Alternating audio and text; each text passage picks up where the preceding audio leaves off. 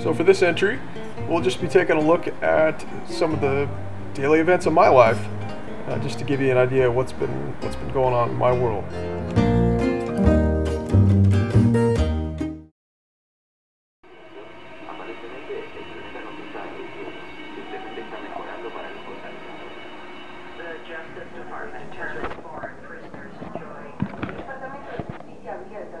Well, that's the morning bell. It's 5:11 in the morning, and that's the second bell of the day. That means they're getting ready to head over for breakfast. However, I'm not going. I'm staying right here in bed to get a little more sleep, maybe. I got the news downloaded on a podcast, which I can listen to each morning in Spanish to help work on my listening.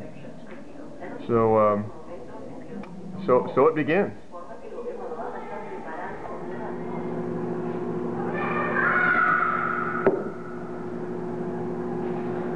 Well, part of my morning ritual here is obviously crucial to the success of all of my undertakings here in El Salvador. It's making the morning coffee. I discovered early on that my teacher here is a devotee of real coffee. Since most people down here drink instant, which is a tragedy because El Salvador grows some of the best coffee in the world. But I've managed to come across some good stuff that manages to impress even the locals. Hey, Oscar. Hey. And it's part of the daily routine. There we are. Well, this here's one of my favorite places. Waking up from my afternoon nap, a little siesta.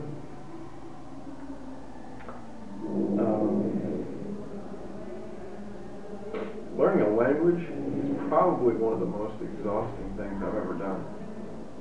And I'm exhausted by a lot of things.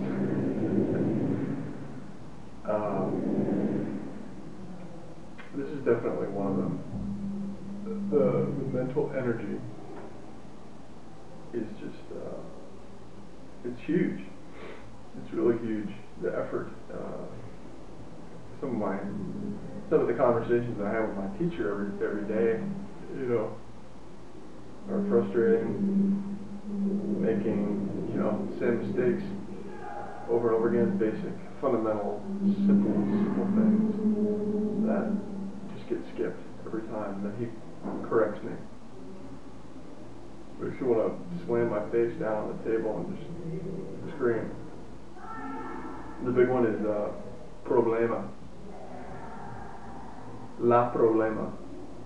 I say that over and over again. La problema. Not la, it's el problema. Other things like that. And he'll point it out every time. Maddening. I managed to get sleep despite the almost constant noise. Maybe you can hear some of it now. Somebody's always doing something in this little room here, right behind this wall. It's kind of the main common area where everybody comes through, and it echoes and it reverberates. And somebody's climbing the stairs or playing music on the common stereo or whistling. Love to whistle, like they're at a soccer game all the time. And they play the same music over and over again.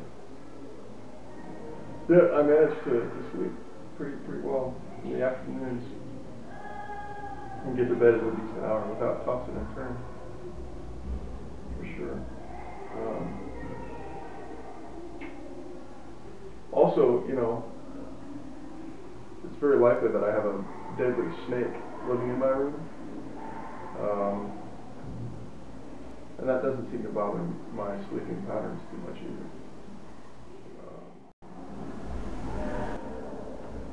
Sleep's important, you know.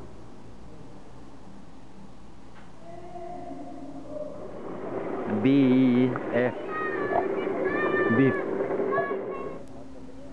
So it's about 3 or 4 in the afternoon. It's that part of the day where it's real still and quiet. Everybody's just kind of relaxing. It gets pretty hot here in the afternoon. This is a particularly quiet, still, kind of beautiful day. I got my homework here, getting ready. I got a lot of catching up to do because I haven't been feeling too good the last couple days. Food's been kind of getting to me. But I picked a little spot here. This table here has just recently been built. The guys who do a lot of the manual labor here built this themselves for common use. And in the background there, you can see a little bit of the baby's house.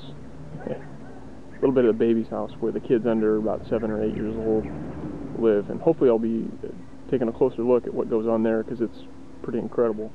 Just a beautiful day, beautiful afternoon, and I'm gonna get some homework done.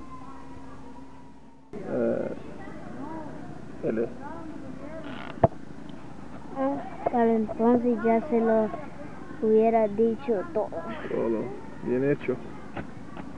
Yo no le hubiera dicho cosas tan terribles. Ojalá. ¿Quién tengas un accidente? ¿Tiene sentido? Que tengo. ¿Quién? No, ¿quién? ¿Quién tengas un accidente? Porque necesito usar ¿quién? The clinic where all the kids come when they're not feeling well, because it's important that they be separate from everybody else, because I'm sure sickness spreads very quickly here when everybody's together. And so I get to come here and visit them when they're all a little bit sick. I've managed to not be sick still, and they like to hear me talk in English too. So but it's been a good practice for me to come and meet all of them and spend some time here in the kind of the solitude and the quiet of the clinic, because it's a little more peaceful, and I can meet people one-on-one better. And it's just been really good. So yeah, in English, see? There's some sweeties here. Jonathan, this guy's been here. This guy's been here for like 5 weeks. Mira. 5 weeks. 5 weeks. We got to be pretty good friends. And Lydia too.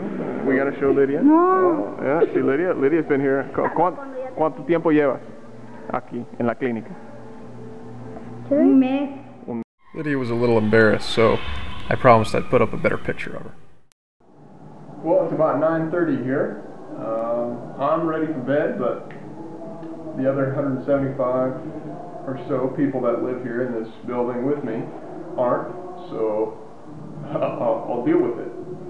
It appears as if there's a soccer game on tonight. El Salvador's playing. They're doing well, so that's a good thing. But to wrap things up, thanks for watching. I hope you've enjoyed this little glimpse, but I'm certainly less excited about the final product for this entry than I have been about the others. Mostly because I think I'm not the most interesting thing about this place. The kids are. So we'll be shifting back in the upcoming entries to a more direct look at life here at NPH for those who live here permanently. I look forward to putting those together. I've grabbed a lot of footage that's going to be worthwhile, that I think you'll enjoy. So check back soon for another entry. I'll be working hard on putting ones together that I hope will be very entertaining. So let's pray for one another. Thanks for watching, and we'll see you again soon.